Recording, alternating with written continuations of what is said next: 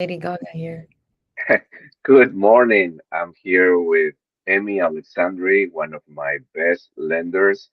Emmy has been in the business for over 10 years, Emmy. Is that Yes, correct? yes, All right. that's She's really experienced and she's really personable and knowledgeable about different kind of loan programs that can help buyers, first-time buyers, move-up buyers, investors, and so on. The first, Emmy, I want to ask you, for example, on the basics, why is it important for someone trying to buy perhaps their first house? Why is it important to contact the lender or a mortgage loan officer first before even starting looking? well, the most important part of it, the big picture, is that knowing your numbers is very important, but it is a very hard conversation that people would basically want to skip because everybody wants to just see the house, be in the energy, have fun, and go see a $2 million property or a million something, which is fine. They could still totally go look at different houses at the open houses or whatnot.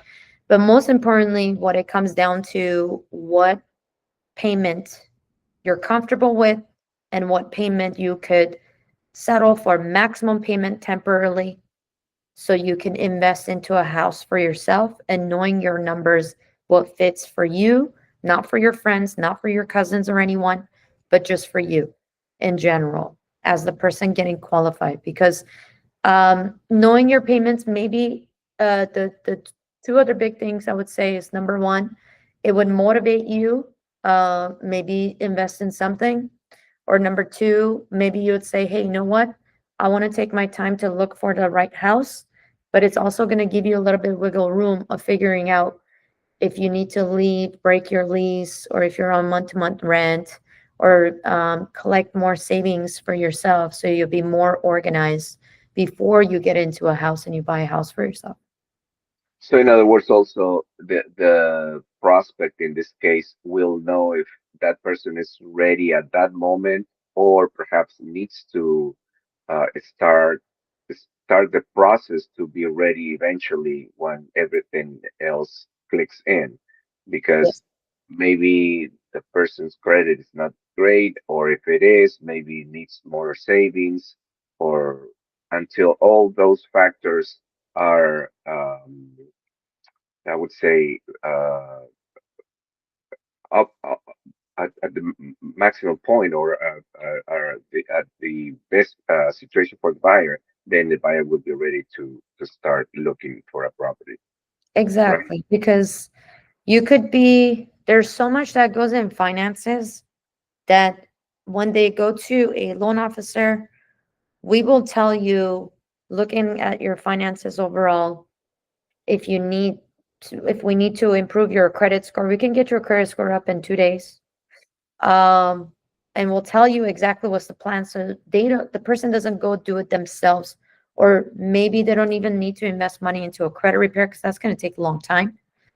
But there's a shorter, faster way for us to help the client, or reviewing the taxes. Maybe you're self-employed, you're not showing enough income, or before you file it, we can review and tell you what is your financial position at that point, and we'll look into different game plans for them. We basically give the plan to the client, they meet us halfway, and then we give them the loan. And that way it's a lot more organized. I call it, let's get your ducks in a row. So they don't know what they don't know.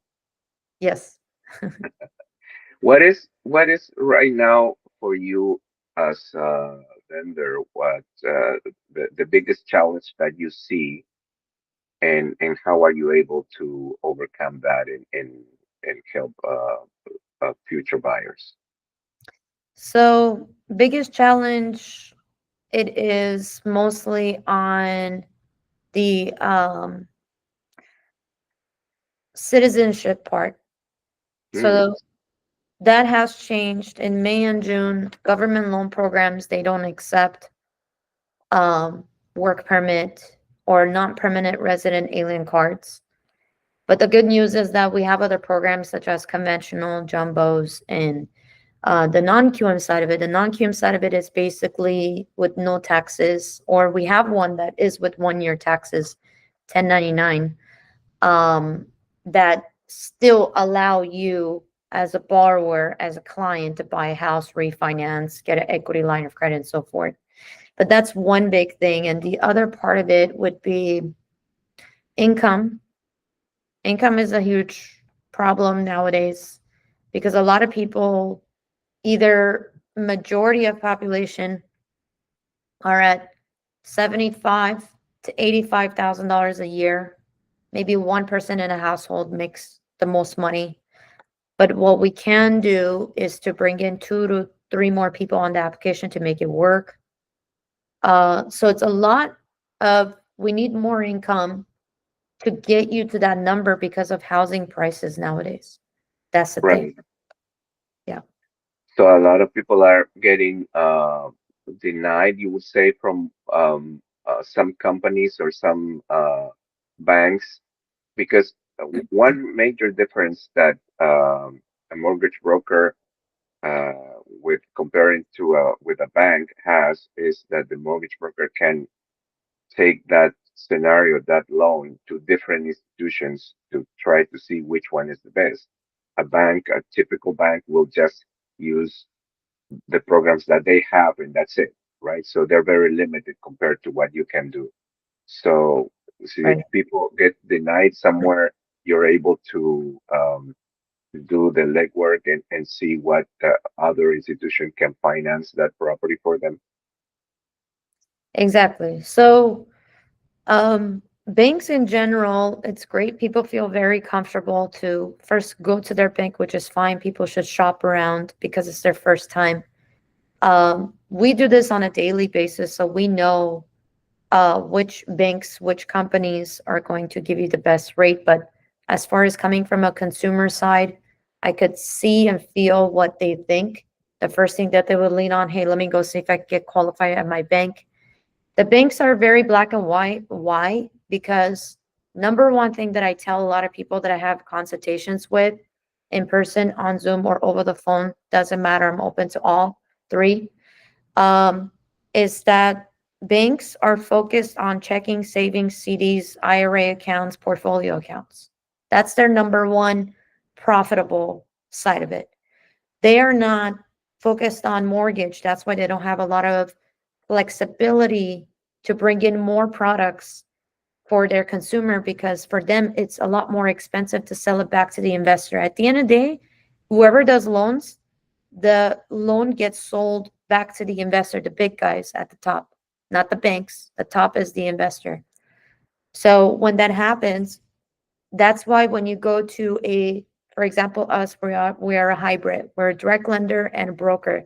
So we have in-house programs, and we have 25 to 30 investors that I look into to find you the best price, and in regards of interest rate, programs, down payment assistance. There's a bunch of them. But to make it simple for people, I do not overwhelm anyone with programs in to begin with. I get to know the client of their portfolio as far as savings. Where is the money being inherent? Are you getting a gift of equity? Um, do you have a family member that's going to gift fund you? Is the money sitting in your checking account? Is it a mattress money? Like, what are we really working with that we can help you to guide you and hold your hand through the process and tell you exactly what to do to really get ready to that process? So, what is the best advice that you can give uh, someone that is trying to see if they can qualify for a house? They've never done this, or they haven't done it in a long time. Maybe they bought a house many years ago and now they're buying another one or moving to another one. What would be the best of, besides calling you first, of course? What would be best advice for So, them to prepare to for the so purchase? that's a very good question. The way I see it, the best advice, best recommendation is that if You want to make an investment, you can make an investment. Uh, don't worry about the programs at all. Number one, focus on making sure that your credit score is good to work with. And even though if it's not, do not feel bad or feel that, hey, if I go to a bank, they're going to decline me. Because when you go to a bank, you get declined. That's a blessings in the sky. That means you're not meant to work with that person. You got to go to the next person and find someone. Don't give up because there's so many other lenders out there that they have so many different type of programs in ins and outs that they can help you. And maybe there's also other programs, for example, on our non-QM side is one of the biggest business right now that we are extremely busy with. So if income is not there, For and those that don't know the lingo, what's non-QM?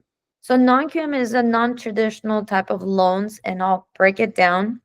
So it still sounds a very different language, and I know the terms are very different to other people's ears, especially it's new to them, which is okay. So think of it that it's outside the box. Everybody is just in the box, meaning tax returns W-2s, tax returns W-2s, my pay stub, that's it. But there's more to it. The outside box of it means one out we got to go a level higher to the non-QM side of it, meaning the outside box products that does not require tax returns and W-2s. So in that case, for example, if you are self-employed, you're a business owner, you have a side hustle, you got something going on for yourself, you could still buy a house with the bank statement programs, which is any deposit, Zelle, by the way, Zelle, Cash App, anything, any deposit or even checks, they do count as a income. So for example, that would be 1 year of personal bank statements if all your deposits go in your personal from your business, whatever side hustle that you have, or you're self-employed somewhere. Or it could be your business bank statements. There's other ones as well, like a profit and loss. Profit and loss is just one sheet of paper that your accountant slash CPA will definitely review your statements and everything. And then they'll write the gross income, your expenses of the business. We take the net income when it comes down to stepping outside that box without tax returns, W-2s. We take net income, not the gross. It works different, but we could still approve you, help you. And there's programs that, if you've been self-employed within 1 year, we could still do it. Hmm, excellent. All right. So how can people reach you? I will still put your contact info under the video, but I would like you to let people know how they can reach you faster. The best way to reach me is by either a phone call or a text message. My business line phone number, sometimes I can't memorize it. It's 818-396-7638. That's my business phone number. Again, that's 818-396-7638. So once you give me a call, if I don't pick up, please do text me and I will definitely get back to you. I'm very quick at responding if I don't respond at that moment, but I will get back to you. And I can attest to that. I have worked with you in the past, and it's always been really smooth working with you. You communicate a lot, which I really like. So it's always been a great experience. And we thank you very much for this chat. I'm sure a lot of people are going to find it really helpful, and hopefully we're able to help all those watching right now. Absolutely. Thank you, Raul, for having me. And of course, I'm open to anybody that you come across, somebody calls you, or there's any comments down below. Maybe we can make another video to answer questions to other people. I'm open to it. And thank you so much for having me. You're an amazing broker. You guys, if you're buying a house, you gotta go with Raul. Like, he's amazing. Thank you very Or much for list that. your house, listing and buying. He does it Oh, all. definitely, definitely. Thank you very much. We'll see you soon. Thank you. See you. Bye. All right, bye.